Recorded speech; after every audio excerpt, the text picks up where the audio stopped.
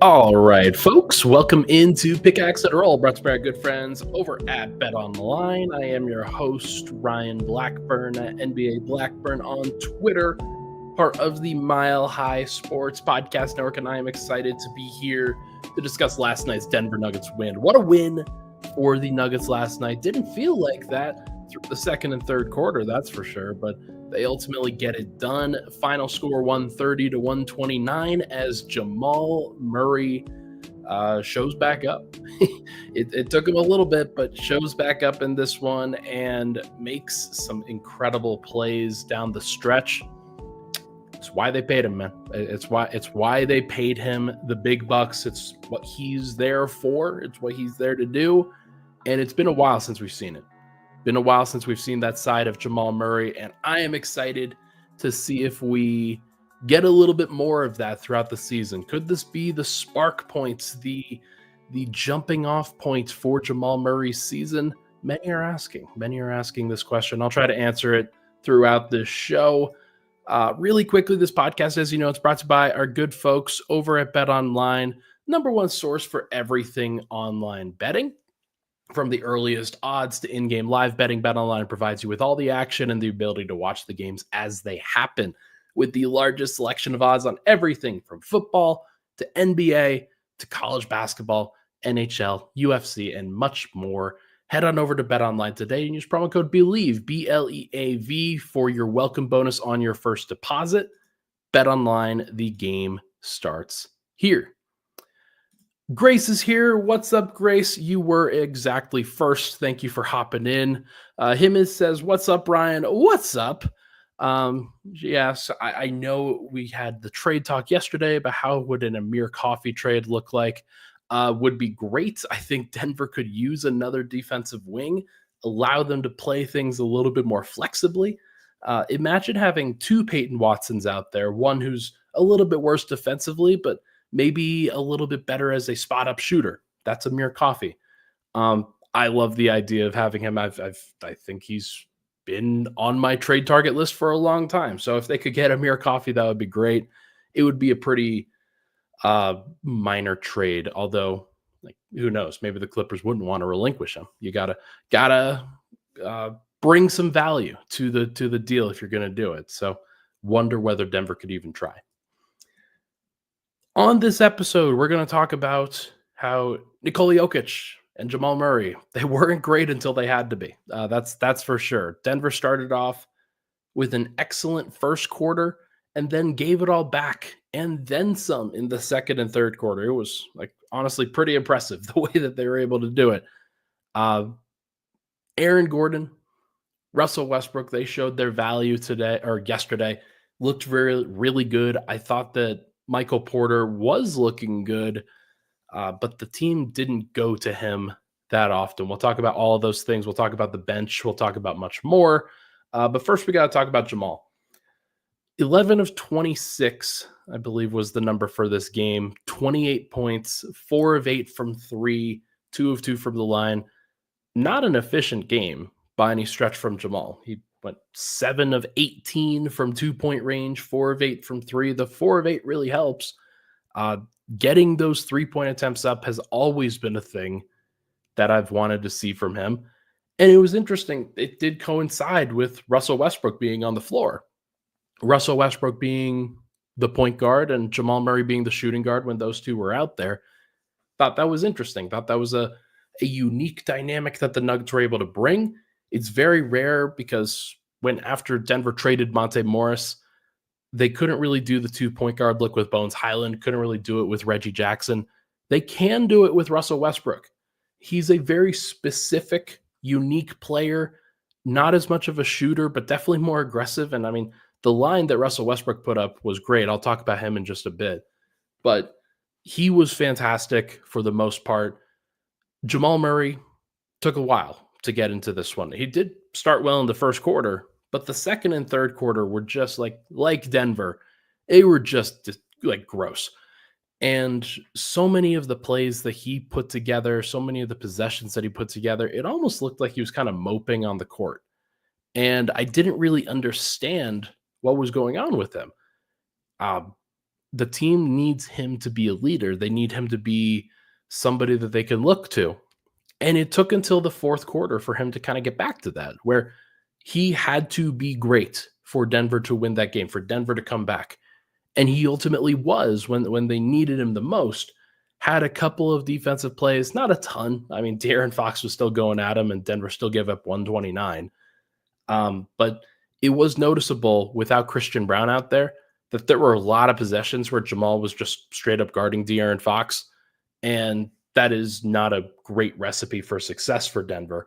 Although Fox wasn't fantastic until clutch time himself. He had 29 points, but he did so on 24 shots himself, 11 of 24 from the field, 5 of 6 from the line. So effectively the same line, just looks a little bit different because he got to the free throw line a couple of extra times. But it was interesting. Those two were going back and forth. It didn't feel like this was going to be anything crazy. And then Denver goes down 8. And then they roar back. They roar all the way back among some pretty impressive possessions from Russell Westbrook, Aaron Gordon. Nikola Jokic hits his first 3. Jamal Murray gets to stop and pop jumper over De'Aaron Fox at one point. The Kings are going back and forth with them. Jokic, he hits that 3. That was a big 3 in response to a De'Aaron Fox 3. This was just a fantastic clutch showing for both teams. I think neither team could stop the other.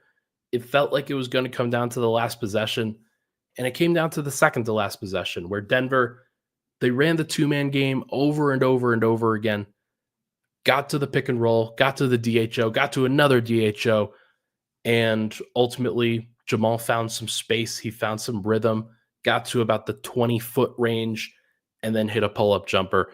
Very, very impressive shot, just in rhythm. And it looked like, if you're a Nuggets fan, this looked like the 7 to 8 to 9 years that the Nuggets have spent trying to perfect this duo, trying to perfect this two-man game, where you don't get those shots that easy, that often, without a whole bunch of reps, without a whole bunch of consistent play, understanding what the other person wants to do, and then like being able to be unstoppable because the opposing team has to guard you at all 3 levels.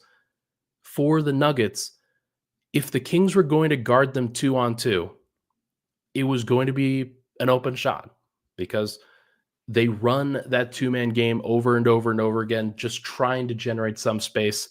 There's so many different things that they can get out of it. They can generate switches. They can generate pick and pop 3s. They can generate pull-up 2s. There's so many different ways that they could attack the defense. And it was awesome. It was awesome to watch. It was awesome to see. How many moments has Jamal Murray had like that this year? How many has he been a part of the actual reason that they won? Not a lot. For being honest, it hasn't been that great. And it was just really nice to see him bounce back in that way because so many times we've watched him go through this and be successful. And this was the first sort of year that it hasn't been the case, where you just don't have a lot of faith in it going the correct way. Could this be the catalyst? Could this be what gets them back on track? I don't know. I don't know. But we're going to find out. We're going to talk about it in a little bit too. Denver defends the final possession. Domantas Sabonis gets the pressure release pass from De'Aaron Fox at the top of the key, dribbles down the middle of the lane, kicks it to DeMar DeRozan on a cut, and DeRozan drops the ball. Doesn't ultimately make the shot on the other side of the floor. I was shocked ultimately that he did that. It was probably a case of he knew he needed to go quickly because Jokic was rotating over and just made a bad play. Denver got a little bit lucky. If we're being honest, there were some possessions that they got a little bailed out on. Not going to lie. I don't think that Denver's defense really did them a lot of service in this particular game. But they got the plays when they needed to right at the end, when the Kings weren't just going right back and forth with them the entire time. And it was just nice to see Denver find a way to close that one, where if they hadn't closed it, If they had lost this one, the entire conversation would have been about, they were up 23 in the second quarter of this game. They were dominating in that first quarter. They were doing everything that they could to make it happen. Ultimately, that was not what we have to talk about. We get to talk about the fun stuff. We get to talk about Jamal showing up. We get to talk about Nikola Jokic hitting a big clutch three. And then we're also going to talk about some Russ stuff, because I think Russ really showed some good value here to what the Nuggets are trying to do. So when we come back, we're going to talk about the first quarter and how awesome it was. And we could talk about Aaron Gordon through that premise. And then we'll talk about the horrible second and third quarter and what that meant. And why I think it's not a surprise that Denver's in this position. We'll be right back on Pickaxe and Roll.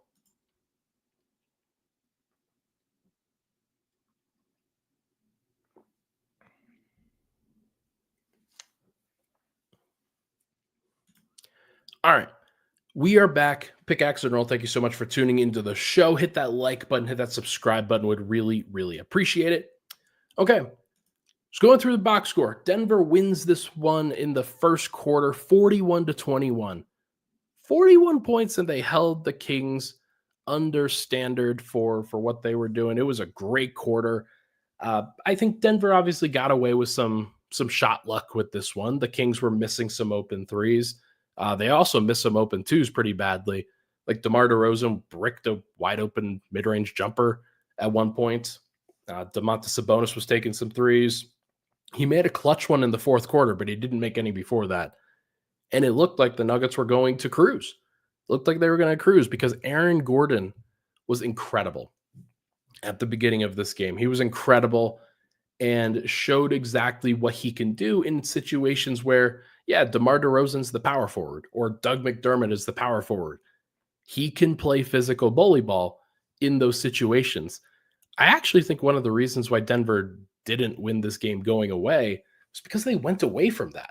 For whatever reason, Aaron Gordon didn't touch the ball for much of the second or third quarter. He was incredible in the first quarter, had 14 points in a 8 minutes. Denver could have pushed that button over and over and over again. They did not do that for some reason. I know it's a physically taxing thing to have somebody like Aaron Gordon do that for an entire game, but whenever they needed a possession, they could have just lobbed it over the top with Jokic. And I'm just surprised that they didn't ultimately do that for more possessions than they actually did. Okay. True Teller says, Ryan, be honest. This team can't beat OKC. They need two more pieces. What do you think about Malik Beasley? He's a strong outside shooter who would probably help this team that Denver can't afford. Like, how can Denver get Malik Beasley? like, what are we doing? They can't get him. It's not going to happen. They'll probably, they just can't get him. This is not a discussion. And then, so first quarter happens, and one of the things that really helped in the first quarter, obviously, was Russell Westbrook. Russell Westbrook showed what he could do as a starter again in Denver's system. When he's starting next to Jokic and when he's starting in place of, this time, Christian Brown, the Nuggets were able to play a little bit differently. Jamal Murray had one of his threes in that first quarter. It was set up on the break and just really nice opportunity for him. I don't think that Russell Westbrook set that one up, but he did have 10 assists as a through the entire game. Russell Westbrook did finish with 18 points, 10 assists, 9 rebounds, 3 steals. Very impressive game. Not an impressive shooting game. 0 of 3 from 3, 2 of 4 from the line, but he still made a way. He still found a way to impact the entire thing. I thought his defense was better in the first quarter, and then second, third, and fourth quarter, Westbrook's defense wasn't really super noticeable. There were a couple of steals that he had, but mostly one of them was an errant pass from somebody in transition. Now he gets credit for that, obviously. And it is interesting that Denver was more or less able to just replace Christian Brown with what Russell Westbrook was doing. And it was a slightly different version of what their starting lineup usually looks like, but it was still a really good version. The plus minuses across the board, Murray led the team at plus 10. Jokic was at +4, Porter at +8, Gordon at +6, Westbrook at +3. Like, those were a little bit lower than they probably should have been, just because um, because of the second and third quarter, definitely didn't figure it out. But Russ, I think he was one of the only guys, especially during those second and third quarter stretches, that was able to get downhill, that was doing the things that the team was asking them to do. Because let's face it, Jokic and Murray were not good in that second and third quarter, especially. It was pretty weird. Just pretty weird. Jokic was not attacking Domantas Sabonis that well. It felt like Denver over and over and over again was doing things that they were not supposed to be doing. And Martin Hodel says it here, that rage timeout that Moach called when Jamal was lollygagging into the DHO, the dwindling shot clock, team needed to kick him the pants and Malone delivered it. I agree. That's one of those moments that I noted on social last night where a couple bad possessions in a row. I believe it was early in the third quarter, if I'm not mistaken. I could be wrong about that, but early in the third quarter where Denver is clearly getting out to a slow start, and it looked like Murray was kind of pouting. He did get hit on the previous possession, so I can understand why he was a little bit slow on that front. But it was very fascinating to watch the way that this one kind of evolved. Michael Malone, he's a really good coach, and I think he continues to put Denver into a lot of positions. And he's also he has his own vices, of course, but it's one of the reasons he's such a great coach is because he just trusts his players and allows them to be to put themselves into positions where they could be successful, but he will jump on them if he knows they're not giving full effort. So that was true of Murray as well in that moment. But Murray was bad in that second and third quarter. Jokic was bad in that second and third quarter, especially. It was just odd the way that they were approaching it. And I don't understand what ultimately happened. Actually, I do. Denver gave up 47 points in the second quarter. They allowed the Kings to get back into it because of their horrible defense. And it was a bunch of and ones. It was threes. It was free throws. It was everything under the sun in that second quarter. And it felt like Denver could not get out of their own way. And it's why I continue to believe, and people they're on a 3-game winning streak, and I know a lot of people want me to say they're back. They're not back yet. They're good, but they're not. Does this look like a great team? No, not even close. They still have plenty of time and plenty of flexibility to get to that point. But this is not a great team. This is a team that is still trying to go through the ups and downs of the regular season and learn some things about themselves, but they have not fully locked in yet, or else you don't give up 47 points in a quarter. It's not how it goes. So now it really helped when Denver only gave up 35 only in the third quarter, but they only gave up 26 in the fourth quarter. They're able to lock in on the defensive end. It is a possibility. Whether it actually happens or not remains to be seen, but I'm curious to see whether this will be one of their trends or not. Grace says second half numbers were rough, but Jamal and DJ were the only ones that won their minutes. And I think there's a good reason for that, right? Jokic wasn't good, and so the starting center minutes weren't that great. And then Jamal finally woke up in that fourth quarter. It took him a little bit, but the 2 threes that he hit effectively back to back in that fourth quarter to start a Kings timeout, that was probably the difference in the game. Because if he doesn't hit those shots, then we're talking about, man, at that point, Jamal would have been 6 of 23. And that would have been quite the number to have to stare at in the box score. DJ overall, he did have a couple of good plays. I'm not going to sit here and say that DJ was the reason, but they're able to sort of just run normal stuff out of it. And it was good to see. The other thing, Hunter Tyson hit a pull-up too. That was nice. He hit a 3 off of a, like, hey, look what I found kind of possession where the ball goes through, like, from Peyton Watson, goes through 2 Kings players' legs and then dribbles over to Hunter Tyson in the corner. He's like, hey, let me shoot this. And then he hit it. 2 of 2 for Hunter Tyson, 1 of 1 from 3. Steal, he had 3 rebounds. Good minutes for him off the bench. Peyton Watson, I thought, had mostly good minutes off the bench, although the finishing around the rim is still a problem.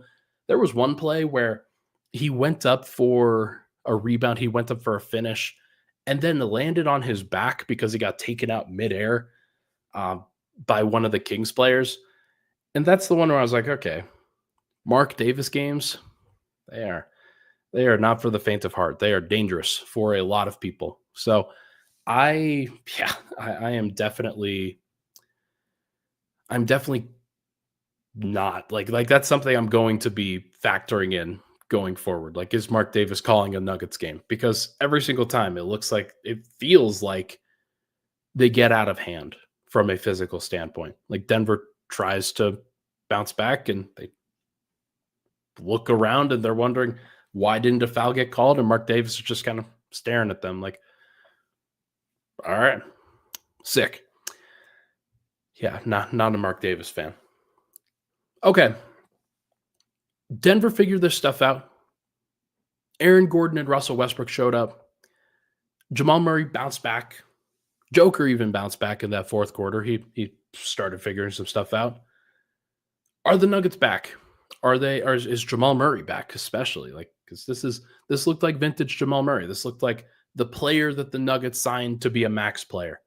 Even though, like even with the missed shots, like sometimes guys miss shots. It's how you respond to it. It's how you bounce back from it. I want to talk about that on the other side. Is Jamal Murray back or are the Nuggets back? Can Nuggets fans feel that excitement yet? We'll be right back on Pickaxe and Roll.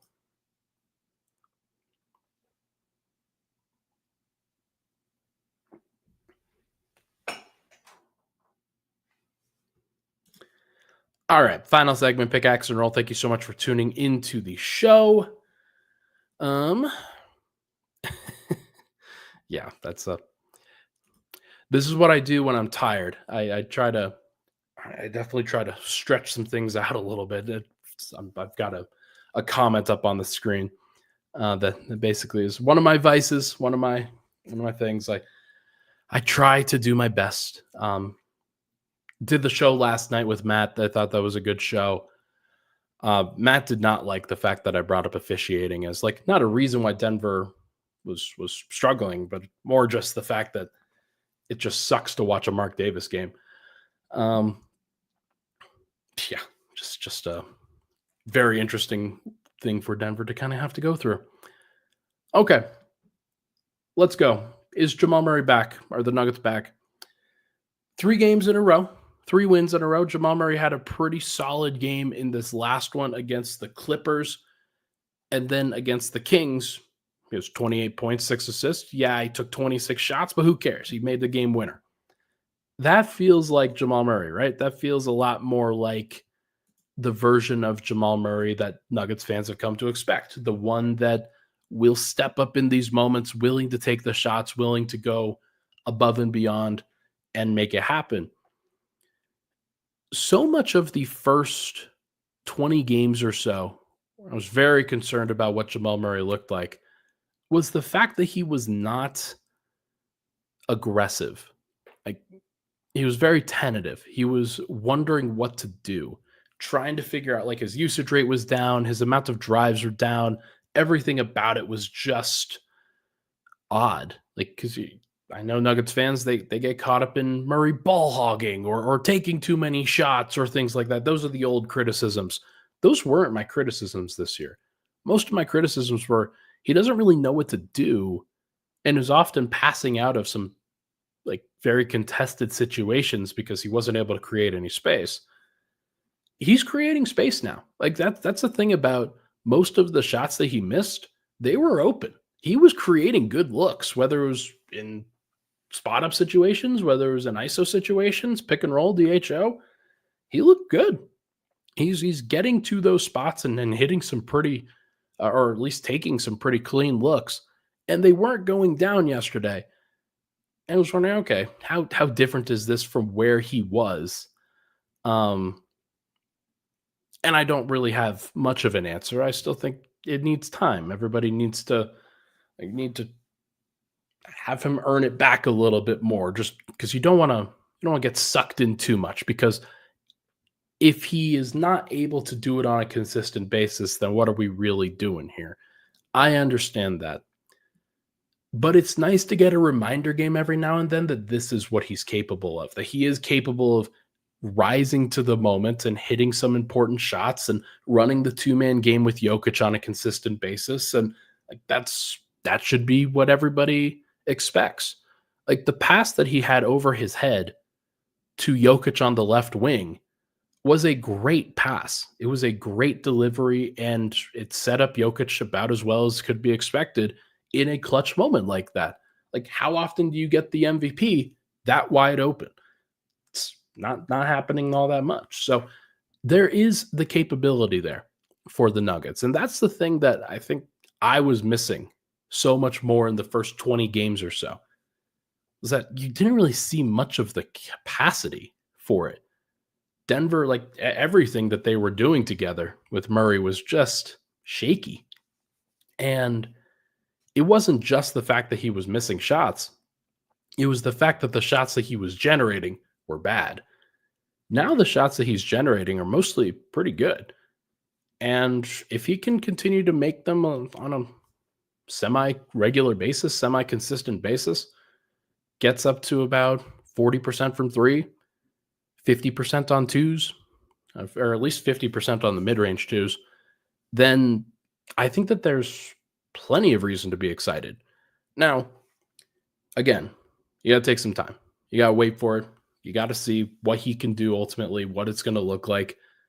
But I want to believe. I think everybody else wants to believe too, because there is no real other course of action. As we've talked about with the trade stuff, you could trade Porter. You can't trade Murray. It's not legal. You can't do it. So you might as well try. Might as well try to figure it out. So I'm curious to see whether he's able to continue it. I think everybody wants to see him continue it for sure. This is right around the time where he starts to play better. So maybe he's just right on schedule. We'll see. Should Russell Westbrook start in place of Christian Brown? I know that this is what Russell Westbrook fans are asking. Denver starters played pretty well last night. I'm not going to sit here and say that they were consistently better than what Denver's other starting, like their regular starting lineup is, but it's nice to see that Denver has an option.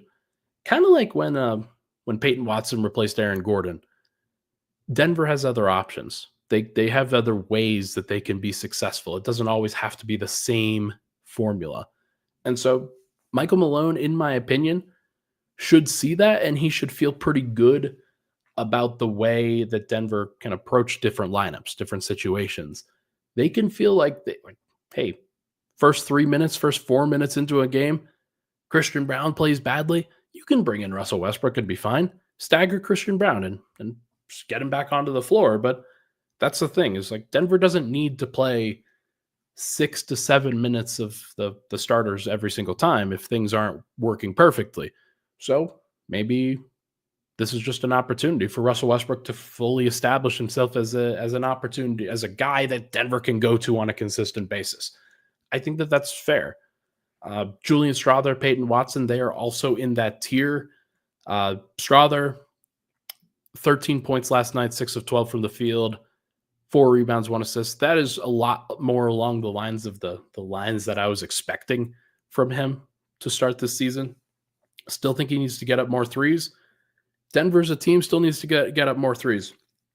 10 of 28 from the three-point line. That is not enough. They still have to find more ways. Jokic obviously making more would definitely benefit them, but Peyton Watson took 1 3, Hunter Tyson took 1 3, DeAndre Jordan took 0, Julian Strawther took 4. Part of the reason for that, I think, Russell Westbrook wasn't staggering with the second unit. He was with the starters for the most part while Murray was staggering. So probably created fewer perimeter shots as a result of that. Denver's defense still has to figure some stuff out. Like they're still trying to find some ways. I do think that ultimately, obviously, you miss Christian Brown a little bit. You miss having one of your defensive guys in the rotation last night. Like that would have helped, but still found ways for Russ to be successful. He was good. There's no question about that. Michael Porter, I guess we should mention that. Only 7 shots and wasn't super involved. He was 4 of 7. It wasn't like he was bad. He just didn't get a lot of shot attempts. He didn't get a lot of opportunities, but he did grab 10 rebounds. So found a way to be successful even without that. I hope he gets back on track in this next one. Who's Denver playing on Thursday? I don't even remember, but I hope they continue to get him more involved. The one thing that you don't want to see with Murray taking more shots is that it ices out Porter. I hope Denver can continue to stagger them a little bit, continue to find more opportunities for Porter to stay involved, for Porter to get some shots. He has to continue to find some ways. So we will see. Russell Martin says, why not try the Clemson kid in the DJ minutes once in a while? Now, they have 2 Clemson kids. You don't mean Hunter Tyson, right? You mean PJ Hall. He's not ready quite yet, at least not from what I would expect. They have liked some of his minutes behind the scenes, some of the production, some of the plays that he's been making in the private practices. So maybe there is something that they could do down the line. But right now, DJ is their backup center. Like, I don't know how else to say it. DJ has been better than Dario. Dario's also out with an ankle sprain right now. But Zeke is just not going to get the trusted opportunities. He has been inconsistent as hell.